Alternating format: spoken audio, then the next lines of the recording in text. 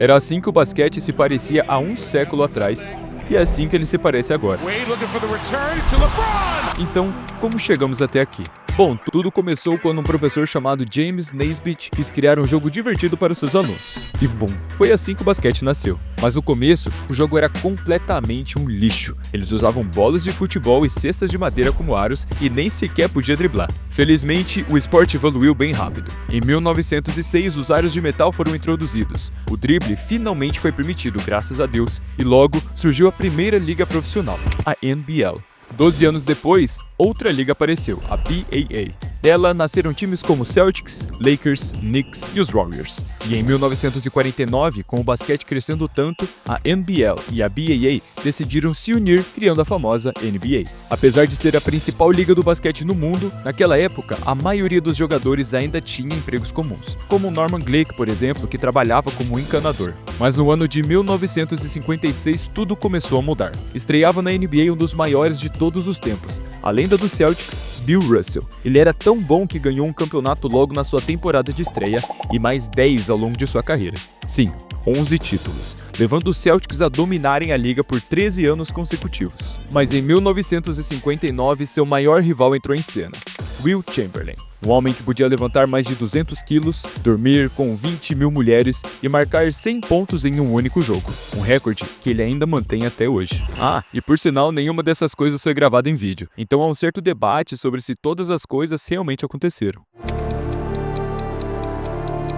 Os 20 anos seguintes foram um período sombrio para a NBA. Na verdade, a liga quase morreu. Em 1967 surgiu uma liga rival, a ABA, que criou times como os Spurs, Nuggets, Nets e os Pacers. Eram duas ligas diferentes, com mais de 200 jogadores, dividindo completamente a base de fãs do basquete. E não para por aí. Cerca de 70% dos jogadores da NBA estavam viciados em drogas. Em 1978, a situação estava tão crítica que a maioria dos jogos das finais nem sequer era transmitida pela TV. Ninguém se importava mais com a NBA. Ela estava prestes a desaparecer, até ser salva por duas estrelas improváveis.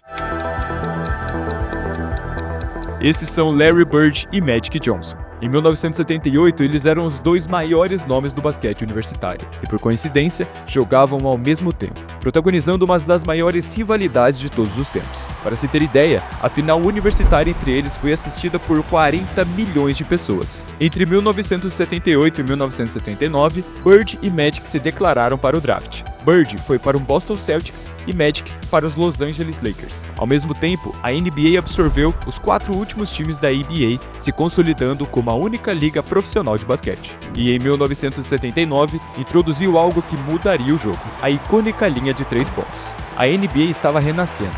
A venda de camisas de jogadores começou pela primeira vez e Bird e Magic lideravam nessa nova era. Mas mesmo com todo esse sucesso, ninguém imaginava o que estava por vir, porque havia um garoto da Carolina do Norte prestes a mudar não só o basquete, mas o mundo inteiro. Em 1982, um jogador universitário de apenas 19 anos tinha médias modestas de 13 pontos e 4 rebotes por jogo. Nada de especial, mas foi o suficiente para ajudar seu time da Carolina do Norte a chegar ao final do campeonato da NCAA. E foi nesse jogo que ele fez seu nome. Nos segundos finais com seu time, perdendo por 1 ponto, ele fez isso.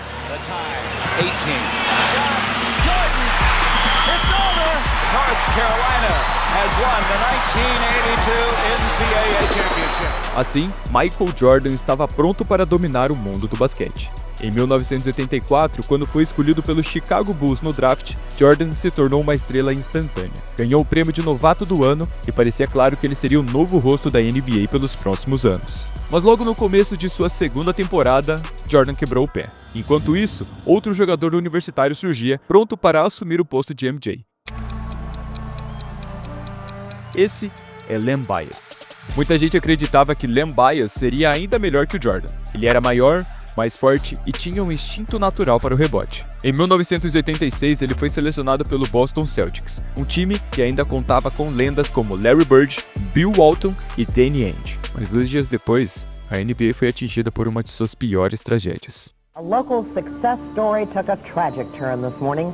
Len Bias, the Maryland University basketball star on his way to becoming a world champion Boston Celtic, died of an apparent heart attack today at Leland Memorial Hospital in Prince George's County. he died of heart failure because he used cocaine. The medical examiner said the cocaine in Bias's body was virtually pure, while most found in Maryland is 60% diluted. He said Bias inhaled the powder.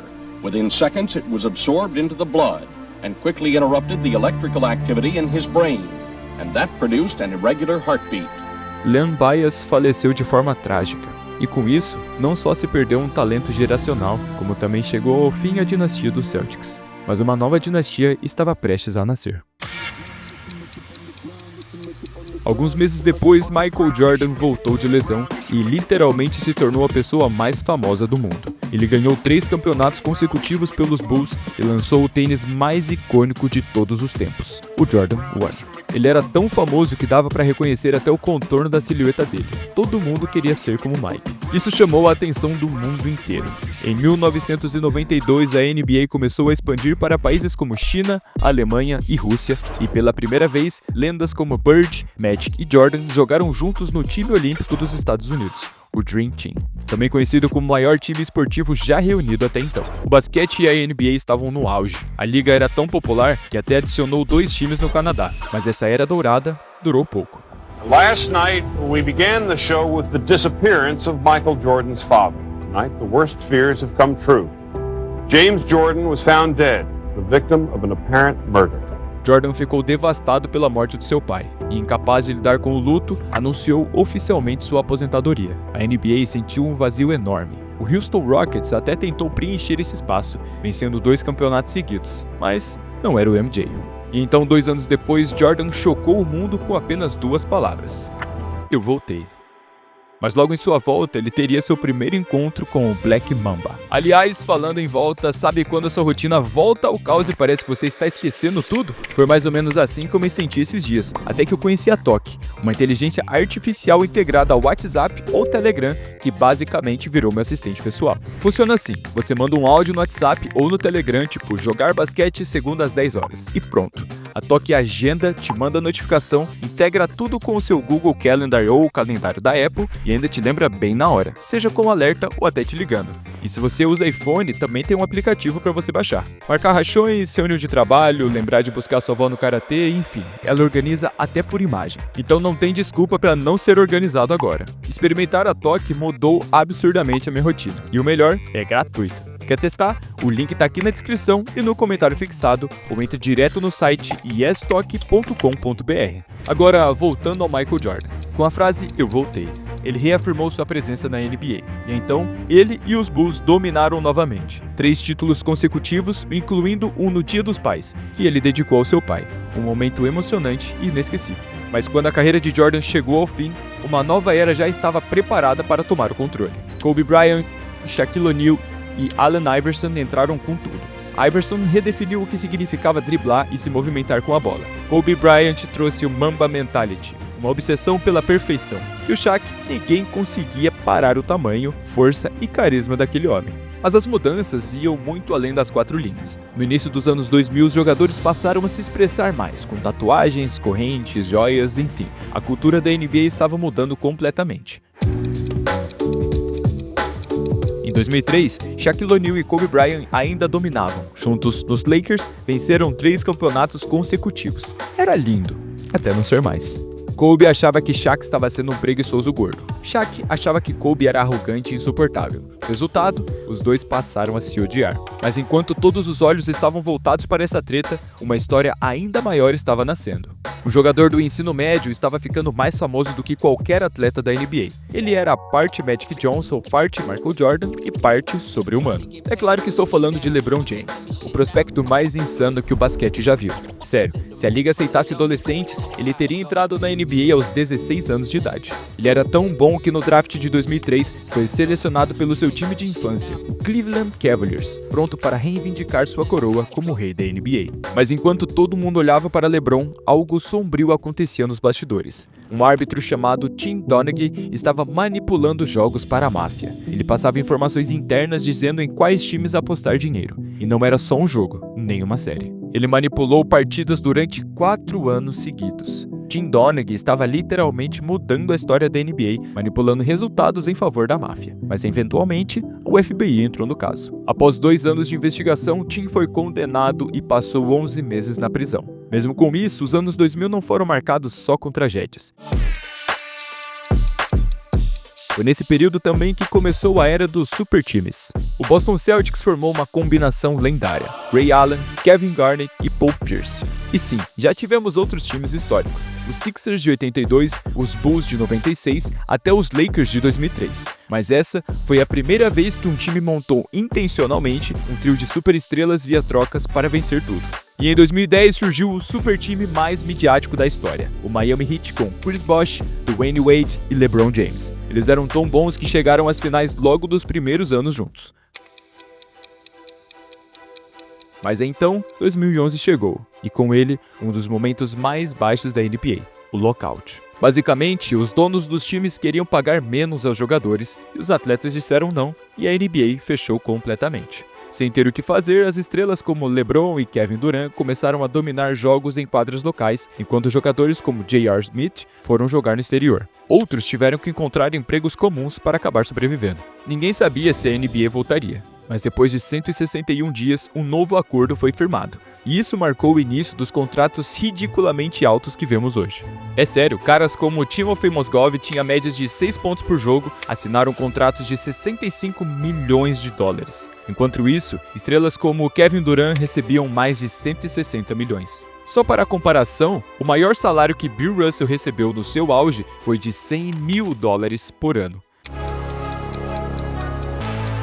Com a NBA finalmente de volta, LeBron brilhou em Miami, levando o Heat a 4 finais consecutivas e vencendo 2. A liga estava vivendo a era LeBron, mas em 2014 ele voltou para casa, retornando ao Cleveland Cavaliers, determinado a dar um anel à sua cidade natal. E parecia que o caminho estava livre, mas havia um time na Bay Area, com um jogador chamado Stephen Curry, e ele estava prestes a mudar o basquete para sempre.